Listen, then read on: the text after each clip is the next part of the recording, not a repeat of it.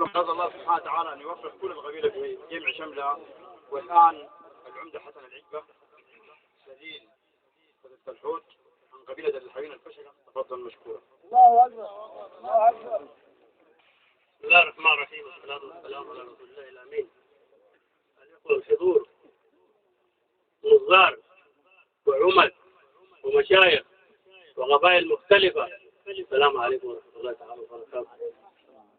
نحن والله يعني جينا نعزيكم، لكن المسألة اتقلبت لاحتفال،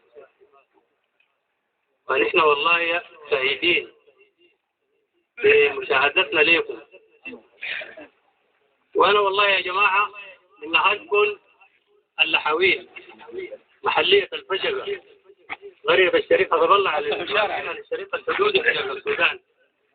يعني أنا ما حصل جبني للسنار ولا بعرف الرفاعة، لكن من حبي له ونفسي أخونا صديق محمد علي وكل الحضور، يعني أنا أهل اللحوين يقولوا لي أنت زور رفاعي، ما كنت والله بعرفكم. ومن شدة حبي للرفاعة الآن عندي 3 روائية من اسمي جاي ما بعرف، واحدة دي شمار، واحدة دي حرب الخلال، عدة الفيجاي تقريبا. حبا في رفاعة يا جماعة، ونحن والله معجبين بكم، وإن شاء الله ربنا يزيد فيكم وفي ذريتكم، وتقبل الله شهدانا ويجعلهم من الصديقين والشهداء. السلام عليكم ورحمة الله وبركاته.